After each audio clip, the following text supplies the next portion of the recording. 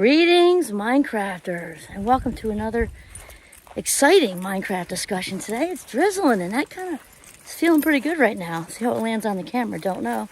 Don't care, we can always start over, right? Who cares? All right, so my name is Kimberly Quinn. I'm here with little G. There he goes. I said we did see when it starts to get starts, it's August, right? Gets plush like this. See how plush all that is? You can see where the bears kind of lumber on through, and there's a lot of them up here. So we saw some bear entrances, a bunch of them up close. If I'm not sure if I'm near them right now, again, because the woods kind of all looks, blends. But if we do, I'll show them to you.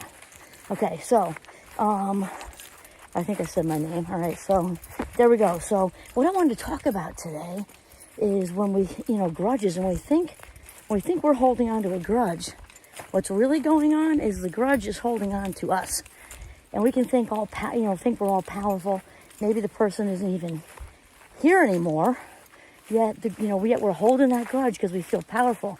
We feel like we're punishing them. We're proving a point. We're teaching them, and sometimes we're going to hurt them like they hurt us, and we don't want to maybe do what they did, but we can sure as heck punish them by not letting go of it, right? And I don't think we always, even if we get it intellectually, we don't always get it emotionally and spiritually, because we can get wrapped up in our limbic system, which we talked about that. That's a fight or flight. I'm sure most of you are aware. It's the worry circuit. We've done a lot of talking about that. It's emotional headquarters. So it also has a whole lot to do with anger and resentment. And I think of resentment is kind of like barbells at a gym, big heavy weights just sitting on our shoulders. And we can be seduced into grudge holding. Usually the the appetizer to a grudge is of course anger and resentment, shame, and we can just reside in that and think and feel, be seduced to feel like we're sitting on top or something, of like king of the mountain and we're the king or queen or whatever, and it feels like that, but in reality we're really at the bottom. We're really held hostage to it, and we're giving that person our power, like giving it up on a silver platter, like a beautiful Italian china. Like, here you go, take my power. Take everything I've got going on in my frame, in my authentic frame, and here you go. Think of that price of that, my God.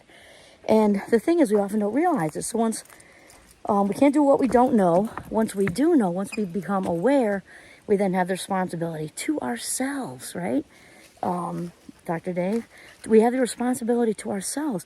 And what's wild is once we do let go of the grudge, once we do realize this and let go of the grudge, we feel so much lighter. I mean, emotionally, like the emotional equivalent of like 50 pounds or something. We just feel light. And we don't realize until we do that how buried we were under the weight of judgment, resentment, anger. And it doesn't mean that whatever, the grudgee, okay, whatever he, she, they has done to us, it doesn't mean it was okay or right or justified or anything like that. No.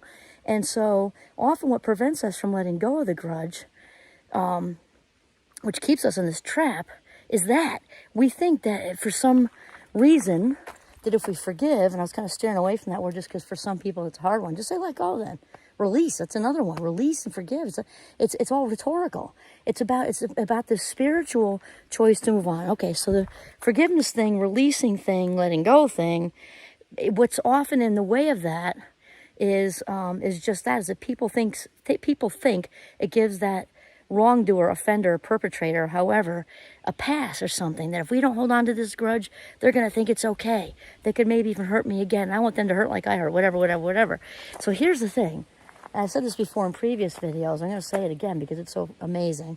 Claudia Black, leader of the ACOA, Adult Children of Alcoholics movement back in the 80s, had the best definition of forgiveness I have ever heard. And because we've heard the whole cliche, right? To forgive means to forget. Forgiveness is forgetting, blah, blah, blah.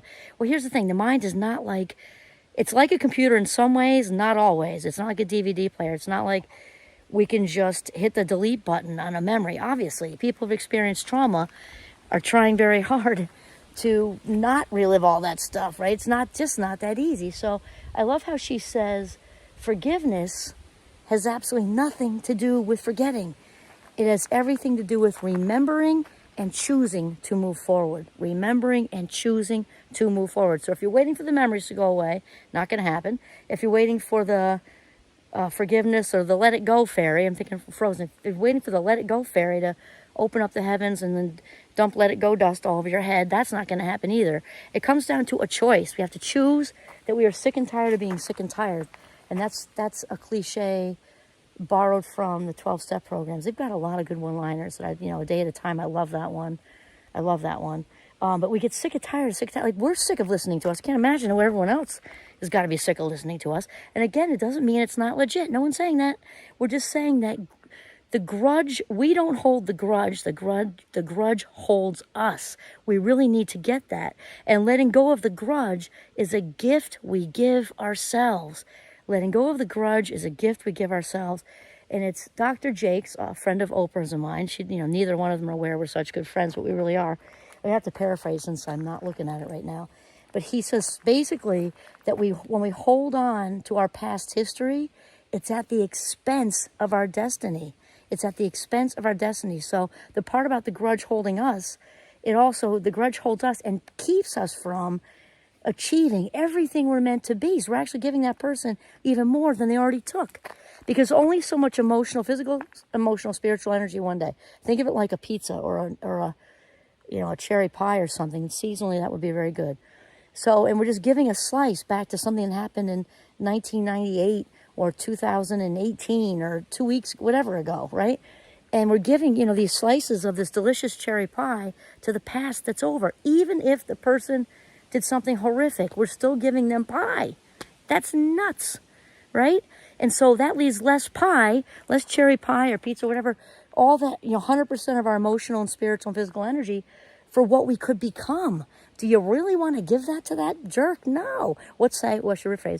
No, they can be jerks. They definitely can be jerks. And certainly the assaulting crew, we're not fans. Really, obviously, that's, if we separate people from behavior, it's the behavior that we don't care for, right? Underneath there is a spirit.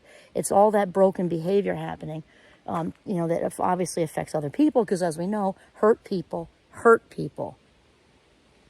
A lot. I'm not going to say always. A lot. Hurt people. So here's the thing. Do we want to hang on to that grudge so that the grudge has this grip on us so that it prevents us from being our very best self? That writing that children's book or having that partner, having the kids, doing whatever because we can't invest all our full selves into it. No, it's not worth it. Okay, so that is my main message today. Let it go. Because when we hold a grudge, the grudge holds us. Don't give your power away. This is Kimberly Quinn signing off with Little G in the deep woods of northern Vermont. Have a mindful day.